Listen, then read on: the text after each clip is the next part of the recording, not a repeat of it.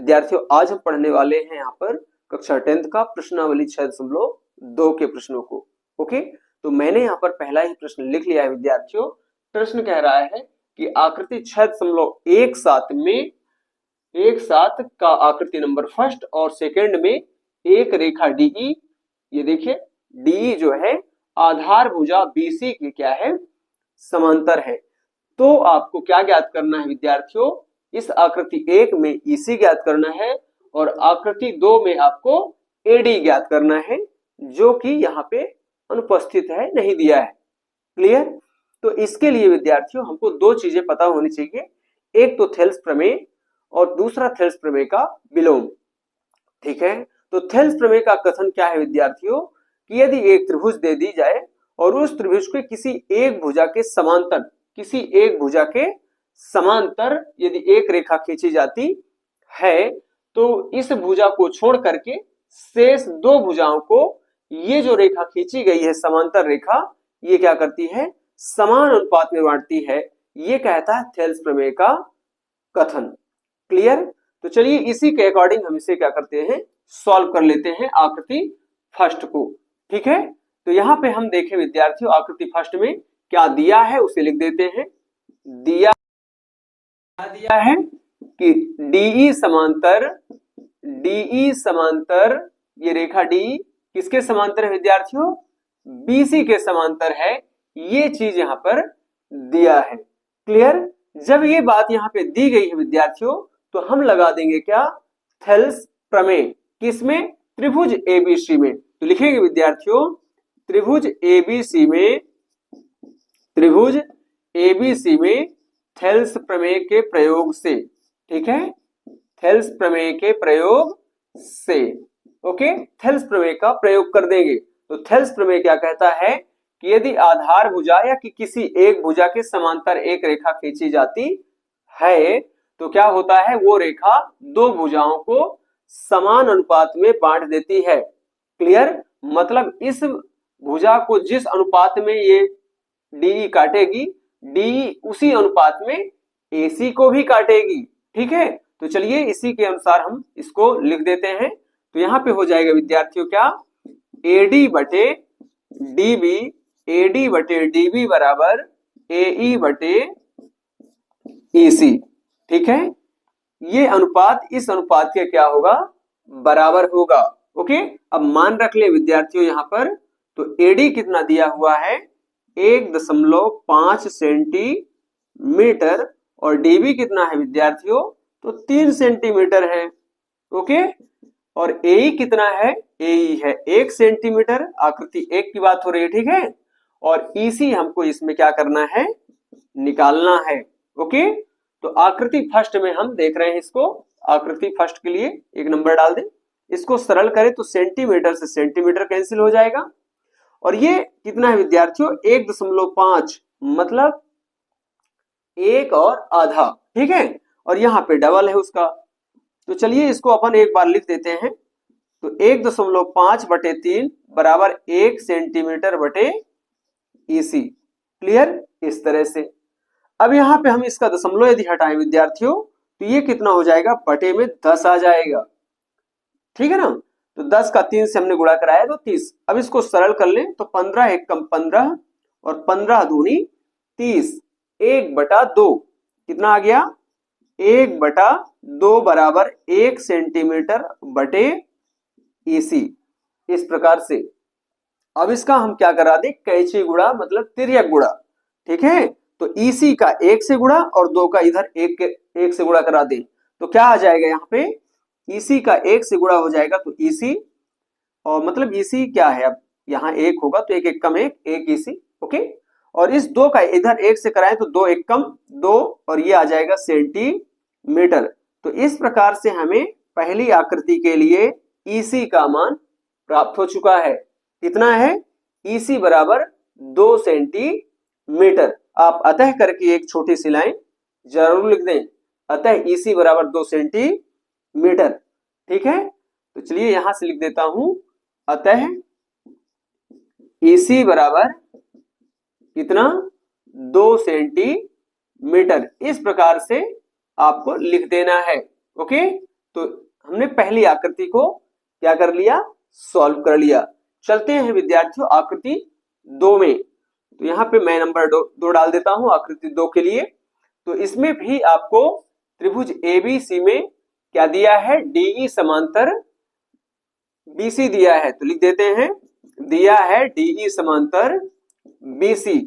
ये लाइन छोटी सी आपको लिख देना है। ओके, अब हम त्रिभुज ABC में विद्यार्थियों फिर से थेल्स प्रमेय लगा देंगे।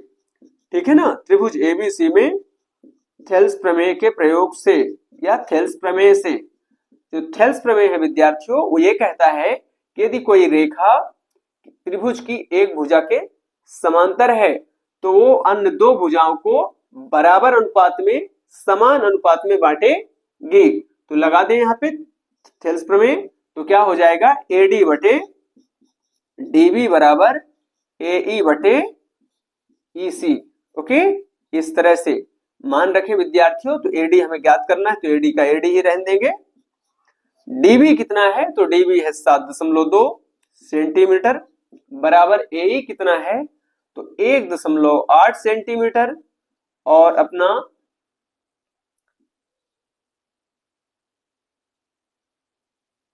सेंटीमीटर है ना। और EC कितना है विद्यार्थियों, तो 5.4 सेंटीमीटर। ओके, इस तरह से यहां से सेंटीमीटर से सेंटीमीटर को कैंसिल करें। और आप ध्यान दें तो यहाँ दशमलव, मतलब ये जो 0.8 है मतलब ये दशांश है, इधर 0.4 है मतलब ये भी दशांश है। तो हम दशमलव से दशमलव को क्या कर देंगे विद्यार्थियों, कैंसिल कर देंगे। ठीक है, तो 18 एकम 18 और 18 तिहाई 54। तो 1/3 आ जाएगा इधर। तो लिख देते हैं इसको। तो आ जाएगा कितना, AD बटे 7.2 सेंटीमीटर और इधर आ जाएगा विद्यार्थियों 1/3। क्लियर। अब अपन क्या करेंगे, यहाँ पे क्रॉस गुणा कराएंगे। ठीक है, या तो सीधा मैं बोल दूं 7.2 का आप 1 से गुणा करा दीजिए। ओके, 3 को इधर लाने की जरूरत नहीं है, चूंकि 3 से हम इसको फिर कैंसिल करा देंगे। ठीक है, तो यहां से लिख दे। तो AD बराबर कितना आ जाएगा, 7.2 सेंटीमीटर का 1 से गुणा, तो 7.2 ही रहेगा ये। ओके, और बटे में आ जाए कितना, 3। अब इसका आप भाग लगा दें तो AD का मान प्राप्त हो जाएगा।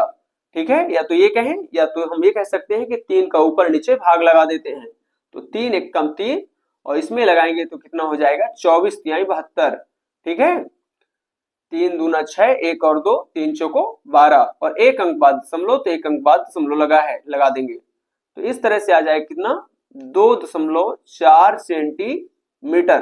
तो इस प्रकार से हमें आकृति 1 और आकृति 2 में क्या मिल जाएगा विद्यार्थियों, यहाँ पे EC ज्ञात करना था। तो EC का मान मिल चुका है हमें कितना, 2 सेंटीमीटर। और आकृति 2 में विद्यार्थियों AD बराबर कितना आ जाएगा, 2.4 सेंटीमीटर। ओके, चलिए आशा करता हूं विद्यार्थियों कि आपको ये प्रश्न जरूर समझ में आया होगा। ओके, तो यहाँ पर हमने प्रश्न क्रमांक 2 को भी लिख लिया है। प्रश्न क्रमांक 2 है विद्यार्थियों कि किसी त्रिभुज PQR की भुजाओं PQ और PR पर 2 बिंदु स्थित हैं E और F। ओके, तो हमें इन प्रत्येक स्थिति के लिए ये प्रूव करना है कि क्या EF समांतर QR है या नहीं। तो चलिए हम यहाँ पर पहले नंबर को सॉल्व करें। तो हमें एक छोटा सा डायग्राम बना लेना चाहिए एक त्रिभुज का, जैसा ये कथन कह रहा है। तो यहाँ पे हमने एक त्रिभुज बना लिया विद्यार्थियों, नामकरण करें तो PQR। ओके, इसमें बोला है कि PQ पर एक बिंदु स्थित है विद्यार्थियों, जिसे E से हम दर्शाते हैं, यहाँ पे बोला है। और PR पर एक बिंदु स्थित है जिसे हमें यहाँ पे बताया है कि F स्थित है। ओके, मतलब क्या कि PQ पर एक बिंदु स्थित है E और PR पर एक बिंदु स्थित है F। इन्हें मिला दें तो हमें एक रेखा मिल जाएगा। ठीक है, EF। तो हमें सिद्ध करना है कि क्या EF और QR समांतर है या नहीं। ओके, तो यहाँ पे हम लिख देंगे विद्यार्थियों जो चीजें दिया है। नंबर 1 को सॉल्व करें इसके। ठीक है, तो लिखेंगे यहाँ दिया है, क्या क्या दिया है। तो PE बराबर दिया है विद्यार्थियों, तो 3.9 सेंटीमीटर दिया है। EQ बराबर दिया है कितना, EQ दिया है विद्यार्थियों 3 सेंटीमीटर। ओके, और पी एफ बराबर कितना है, तो पी एफ है इसमें 3.6 सेंटीमीटर और एफ आर है कितना 2.4 सेंटीमीटर। ओके, तो हम यहाँ पर विद्यार्थियों लिख देंगे इन चीजों को कि दिया है। ठीक है, एक बार लिख देते हैं इसको हल करते समय। तो लिख दे विद्यार्थियों, पीई बराबर कितना 3.9 सेंटीमीटर, EQ बराबर कितना विद्यार्थियों, तो 3 सेंटीमीटर। ओके, और PF बराबर कितना, तो 3.6 सेंटीमीटर, और FR बराबर कितना विद्यार्थियों 2.4 सेंटीमीटर। ये लाइन हमें थोड़ी सी लिख देनी है। और अब हम लगा देंगे क्या, त्रिभुज PQR में थेल्स प्रमेय। ओके, तो थेल्स प्रमेय के अनुसार हम इसे सॉल्व करें। तो थेल्स प्रमेय क्या कहता है विद्यार्थियों, यदि एक त्रिभुज में एक भुजा के समांतर यदि एक रेखा खींची जाती है तो ये रेखा विद्यार्थियों इस त्रिभुज की अन्य दो भुजाओं को समान अनुपात में बांटती है। मतलब जिस अनुपात में इस भुजा को काटेगी ये EF, उसी अनुपात में जो EF है वो PR को भी काटेगी। दोनों तरफ का अनुपात क्या होगा, रेशियो बराबर होगा। ओके, तो चलिए इसी चीज को मैं यहाँ आगे लिख देता हूं। तो PE बटा EQ बराबर होगा विद्यार्थियों हर स्थिति में थेल्स प्रमेय के अनुसार PE बटा EQ बराबर होगा किसके, PF बटा FR के। इनके मान रखें तो PE हमारा दिख रहा है विद्यार्थियों कितना 3.9 सेंटीमीटर, EQ है 3 सेंटीमीटर, इधर PF है विद्यार्थियों 3.6 सेंटीमीटर। ओके, और FR है कितना 2.4 सेंटीमीटर। तो इसे सरल करें विद्यार्थियों तो सेंटीमीटर से सेंटीमीटर कैंसिल हो जाएगा। इसको सरल करें तो 3 एक कम 3 और यहाँ पे ये आ जाएगा कितना 1.3। ठीक है ना, 3 एक कम 3, 3 त्रिकाई 9। हमने ऊपर नीचे 3 का भाग दे दिया। इधर भी देखें तो यहाँ से दशमलव दशमलव को कैंसिल कर देगा चूंकि दोनों दशांश में है, 0.6 0.4। और यहाँ पे यदि हम 12 का भाग लगाएं विद्यार्थियों तो 12 दूनी 24 और 12 तिहाई 36। तो इधर आ जाएगा कितना 1.3 बटे 1 बराबर में इधर आ जाएगा कितना विद्यार्थियों 3 बटे 2। क्लियर, तो 1.3 का मतलब तो आप जानते हैं, इसको यदि हम बदलें तो ये हो जाएगा कितना 13 बटे 10 और इधर क्या है 3 बटे 2। ओके, या तो आप 1 का भाग लगा दे तो इधर मिल जाएगा हमें सीधा सीधा कितना विद्यार्थियों 1.3 और इधर मिल जाएगा 2 का भाग लगा दे इसमें तो ये हो जाएगा कितना 1.5 मतलब 1.5। अब तो आपको कंफर्म हो चुका होगा विद्यार्थियों कि जो 1.3 है वो 1.5 के बराबर नहीं है, 1.3 बराबर नहीं है 1.5। क्लियर, तो इसी चीज को अपन आगे लिख देंगे। क्या लिखेंगे विद्यार्थियों कि चूंकि PE बटा EQ PE बटा EQ PE बटा EQ बराबर नहीं है PF बटा FR, PF बटा FR बराबर नहीं है। इस तरह से बराबर को काट देंगे तो बता देगा बराबर नहीं है को प्रदर्शित कर रहा है। PE बटा EQ बराबर नहीं है PF बटा FR, मतलब दोनों तरफ का जो अनुपात है वो बराबर नहीं है। इसलिए विद्यार्थियों EF जो है विद्यार्थियों EF वो QR के समांतर नहीं होगा, EF समांतर नहीं होगा QR। ठीक है ना, ये लाइन आपको लिख करके इस प्रश्न को कंप्लीट कर देना है। ओके, तो यहां पर आपको विशेष बात यह है विद्यार्थियों कि थेल्स प्रमेय लगा करके ये देखेंगे कि क्या दोनों तरफ के अनुपात बराबर है या नहीं। यदि अनुपात बराबर होगा, यदि ये भुजा इस भुजा के समानुपात में होगा, ठीक है ना, तो ये जो EF है वो QR के समांतर होगा। और यदि ये भुजा इस भुजा के समानुपात में नहीं होगा, बराबर में नहीं होगा, ठीक है ना, तो ये जो EF है वो QR के समांतर नहीं होगा। विद्यार्थियों अब हम इसका क्रमांक 2 हल करेंगे। तो यहाँ पर भी सबसे पहले हम एक त्रिभुज बना लेंगे विद्यार्थियों। P Q R. Okay, P Q R, P Q पर एक बिंदु दिखा देंगे क्या, ई, और पी आर पर एक बिंदु दिखा देंगे प्रश्नानुसार क्या, एफ। इन्हें मिला देंगे तो ये बन जाएगा ई एफ। ठीक है, अब हमें सिद्ध क्या करना है, ये जो ई एफ है वो क्यू आर के समांतर है या नहीं। ओके, बस यही हमारा प्रश्न है। ठीक है, तो इसके लिए जो दिया है तो सबसे पहले वो लिख लें। तो पी दिया है कितना विद्यार्थियों, 4 सेंटीमीटर, और यहाँ पे ई क्यू कितना दिया है, तो ई क्यू 4.5 है, 4.5 सेंटीमीटर है। ओके, पी एफ कितना है विद्यार्थियों, तो 8 सेंटीमीटर है, और एफ आर कितना है, तो 9 सेंटीमीटर है। ओके, चलिए अब हम यहाँ पे इसको हल कर लेते हैं। तो लिखेंगे क्या, हल क्रमांक 2। ठीक है, और यहाँ पर विद्यार्थियों पहले ये लाइन लिख देते हैं फिर से एक बार, थोड़ा सा दिया है। ओके, पी बराबर 4 सेंटीमीटर, क्यू ई बराबर कितना, 4.5 सेंटीमीटर, और विद्यार्थियों पी एफ कितना है तो उसे भी लिख लें। पी एफ बराबर है विद्यार्थियों 8 सेंटीमीटर, और आर एफ बराबर कितना, एफ आर या आर एफ 9 सेंटीमीटर। ये लाइन हमें लिख देना है।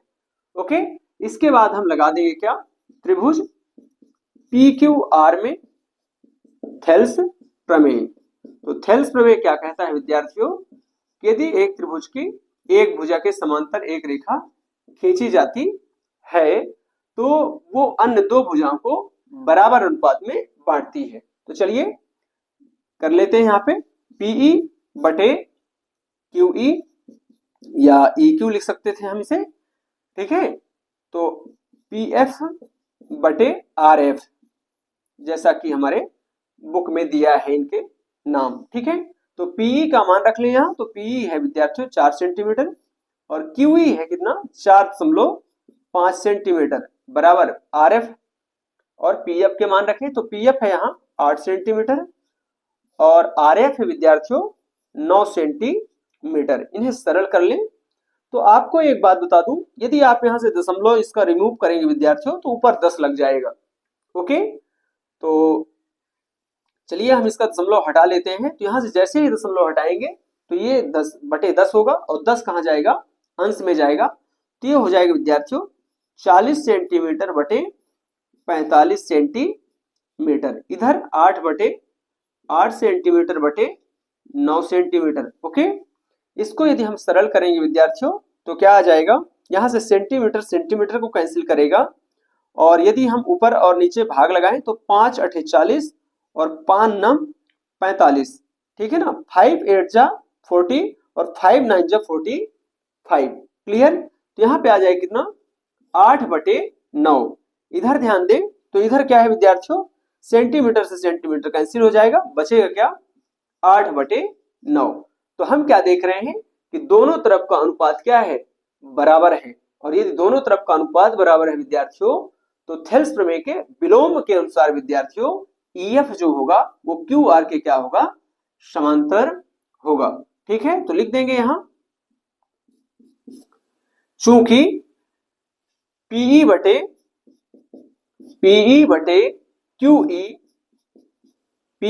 क्यूई बराबर है किसके, पी एफ बटे आर एफ के, इसलिए ई एफ समांतर क्यू आर होगा। ठीक है, किससे, तो थेल्स प्रमेय के विलोम से, थेल्स प्रमेय के विलोम से विद्यार्थियों, थेल्स प्रमेय के विलोम से। ठीक है, थेल्स प्रमेय का विलोम यही कहता है विद्यार्थियों कि यदि कोई त्रिभुज की जो भुजाएं हैं वो समानुपात में बढ़ती हैं, लेकिन कब बढ़ती हैं, उनको बांटने वाला जो रेखा है वो इसके समांतर होगा तब बढ़ती हैं। ठीक है ना, कहने का मतलब साफ साफ है कि यदि ये भुजाएं समानुपात में होंगी, ठीक है, तभी होंगी जब ये ईएफ जो है वो क्यू आर के समांतर होगा। ओके, तो चलिए जल्दी से आप इसे अपनी कॉपी में नोट कर लें विद्यार्थियों।